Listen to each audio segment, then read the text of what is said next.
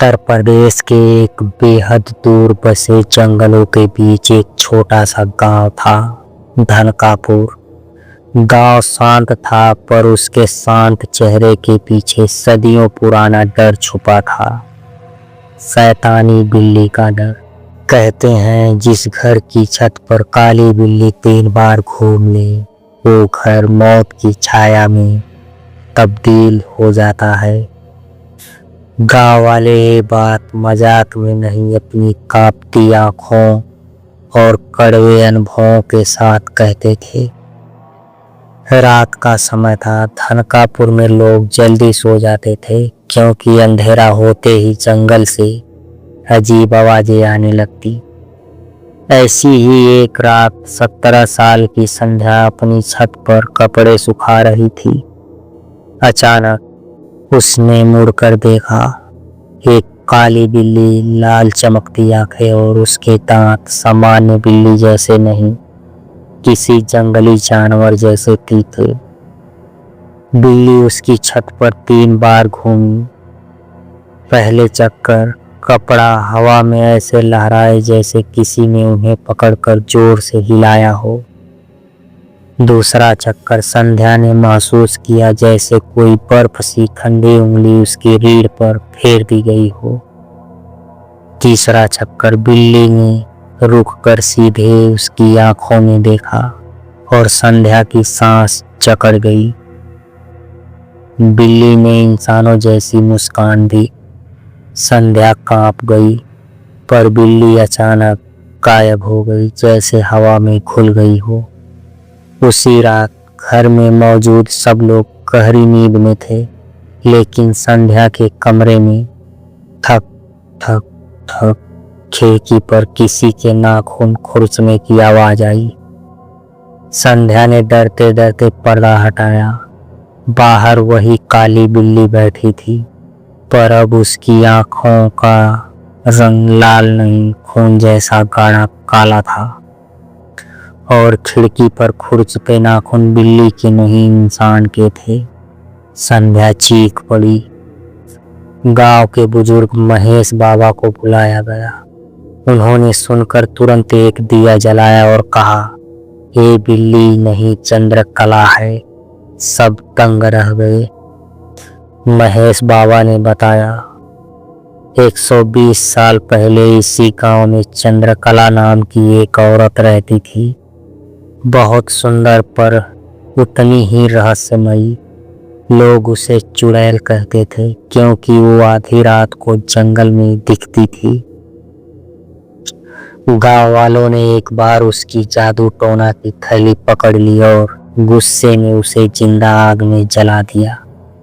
मरते समय उसने श्राप दिया, मेरे टुकड़े टुकड़े शरीर की राख जिस बिल्ली पर गिरी है, वो मेरा रूप लेकर हर पीढ़ी से बदला लेगी।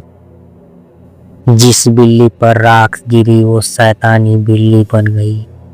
तब से हर 15 साल में वो एक परिवार को निशाना बनाती थी, और अब उसने संध्या को चुन लिया था। संध्या के कमरे में अजीब चीजें होने लगी। रात को दरवाजा अपने आप खुल जाना, आईने में पीछे किसी काली परछाई का दिखना, चौक पर खड़ी पुरानी मूर्ति का सिर अपने आप घूमकर उसकी तरफ देखना। एक रात संध्या सो रही थी जब अचानक उसका बिस्तर हिलने लगा। वो घबरा कर उठी और अंधेरे में आंखें घुमा ही रही थी कि बिस्तर के नीचे से 2 लाल आंखें चमकी। नहीं, ये बिल्ली की नहीं, किसी और भयानक चीज की थी। वो चीखने ही वाली थी कि नीचे से एक काली लंबी हथेली बाहर आई और उसके पैरों को पकड़ लिया। संध्या इतनी जोर से चीखी कि पूरा घर जाग गया। जब सब कमरे में पहुंचे, कमरा बिल्कुल शांत था। संध्या बेहोश पड़ी थी और उसके पैरों पर गहरे नाखूनों के निशान थे। अगले दिन गांव के पंडितों ने निश्चय किया कि बिल्ली को पकड़ने की कोशिश करनी होगी। 3 बहादुर युवक, अरविंद, रतन और बीरू, जंगल में गए। घना अंधेरा, ठंडी हवा और पेड़ों से आती फुसफुसाती आवाजें। मत आओ, मत आओ, वापस जाओ। तभी रतन ने देखा, एक पेड़ की डाल पर वही काली बिल्ली बैठी थी। लेकिन अचानक बिल्ली की गर्दन लंबी होने लगी। उसकी आंखें धधकते कोयले जैसी हो गई और उसकी पूंछ 2 हिस्सों में बट गई। अरविंद ने मंत्र पढ़ते हुए आगे कदम बढ़ाया, पर बिल्ली ने एक झटके में हमला कर दिया। उसकी चीख जंगल में गूंज गई। जब बीरू और रतन पीछे मुड़ी, अरविंद गायब था। सिर्फ उसकी फटी हुई टी शर्ट जमीन पर गिरी हुई थी। गांव के लोग डर गए। संध्या की हालत भी बिगड़ती जा रही थी। रात को वो बिना आवाज के बातें करती, कभी हंसती, कभी बिल्ली की आवाज निकालती। महेश बाबा ने कहा, चंद्रकला आज रात आएगी। अगर आज इसे रोका नहीं तो संध्या नहीं बचेगी। उस रात पूरा गांव जाग रहा था। दिया जलाए गए। संध्या के कमरे में यज्ञ शुरू हुआ, पर आधी रात होते ही पूरा घर जोर से हिला। दिया बुझ गए, खिड़कियां अपने आप खुल गई और दरवाजे के बाहर लाल आंखें चमकी। वो थी शैतानी बिल्ली, पर इस बार उसका रूप भयानक था। उसका शरीर इंसान की तरह खड़ा, हाथ लंबे, चेहरा बिल्ली का और आवाज किसी औरत की। मेरी संध्या मुझे दे दो। अचानक सारा कमरा धुआं धुआं हो गया। बाबा मंत्र पढ़ते रहे। बिल्ली जोर जोर से चिल्लाने लगी।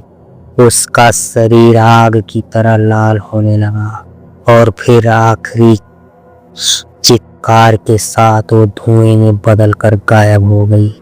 संध्या गिर पड़ी। कमरा शांत हो गया।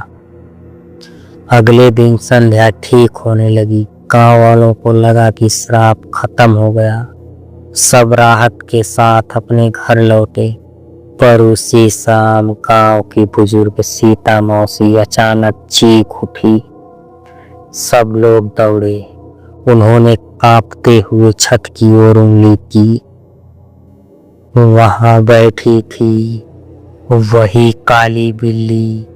उसकी आंखें अब पहले से भी ज्यादा भयानक थी और वो धीरे धीरे सीता मौसी के घर की छत पर 3 बार घूमने लगी। गांव वालों के चेहरे का रंग उड़ गया। श्राप खत्म नहीं हुआ था। वो बस एक नए शिकार की तलाश में थी।